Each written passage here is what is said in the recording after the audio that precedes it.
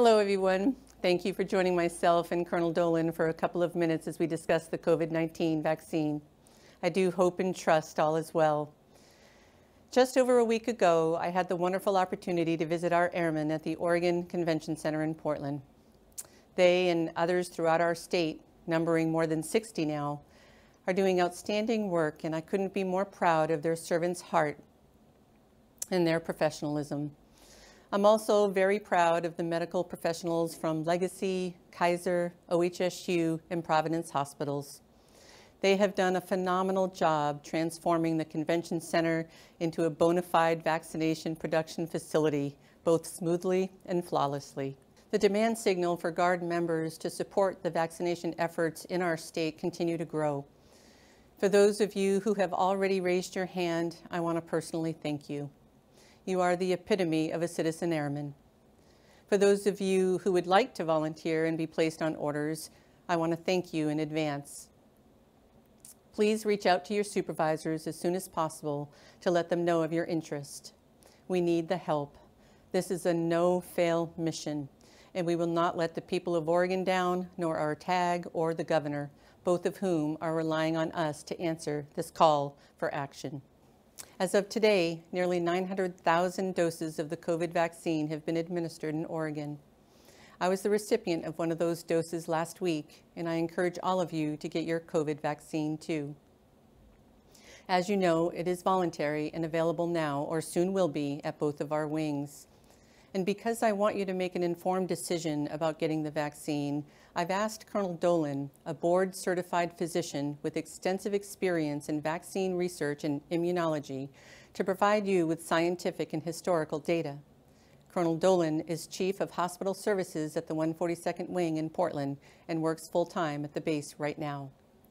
He knows vaccines and how they work with our immune system and is a proud member of our Guard family. Please take the time to watch his very short video. Thank you. Colonel Dolan, over to you. Thank you, General Prigmore, and thank you, fellow Guardsmen, for giving me a few minutes of your time. I'm Colonel Jim Dolan from the 142nd Wing here in Portland. You know, I've been a military physician for well over 20 years, and over that time, I've come to appreciate how important it is to work with my fellow medics to make sure that you are a healthy and resilient force, a force ready to respond to any tasking or contingency. So why is this important, you might ask? Well, it's important because military history is replete with examples of how disease can ravage armies and lose wars. And I'm not referring to the Middle Ages. In fact, I'm not even referring to the terrible conditions that afflicted trench warfare during World War I, or even the tropical diseases of World War II and Vietnam. There are more contemporary examples. And I would invite you to look up the influence of infectious disease on the poor fortunes of the Soviet military occupation of Afghanistan in the 1980s. I think it will surprise you to find out that disease casualties outnumbered battlefield casualties by a ratio of almost 8 to 1. That's correct, 8 to 1. Over 400,000 service members afflicted with disease out of a total force of over 600,000. We all know how that occupation ended. And that is why vaccines are so important. They are the backbone of military public health. Simply put, vaccines shield us from deadly diseases and save lives. They stimulate our immune system, produce antibodies that protect us, sometimes for life. We've all been vaccinated multiple times throughout our lives. And this is no different.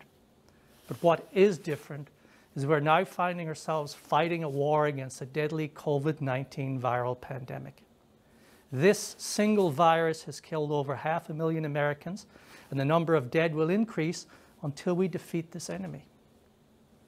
Now, we do not have a single effective treatment for this infection, but we do have a very effective vaccines. Both the Pfizer and Moderna vaccines, that you're very well aware of, are currently available in the US under what's called an emergency use authorization.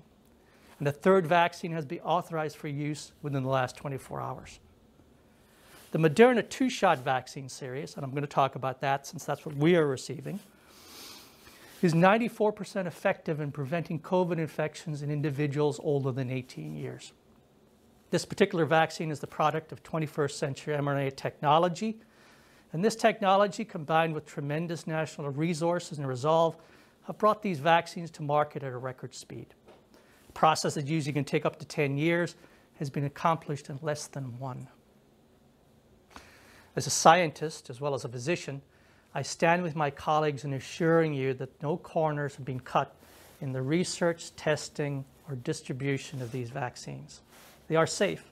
In fact, based on data from mid-January of this year from the CDC, the Centers for Disease Control, I can tell you that the adverse event rate, the severe complication rate, after over 4 million administrations of the Moderna vaccine was only 0.03%. That's incredibly small for any vaccine, even for any medicine. Now, there are other factors to consider. First, vaccinating yourself not only protects you, it protects those around you. Second, it will probably make it easier for you to travel in the future, as I suspect proof of vaccination may be required. And third, probably most importantly, it will certainly protect you from suffering the long-term complications of severe COVID-19 infection. These complications can affect the lungs, the heart, and the brain in ways that we still do not fully understand.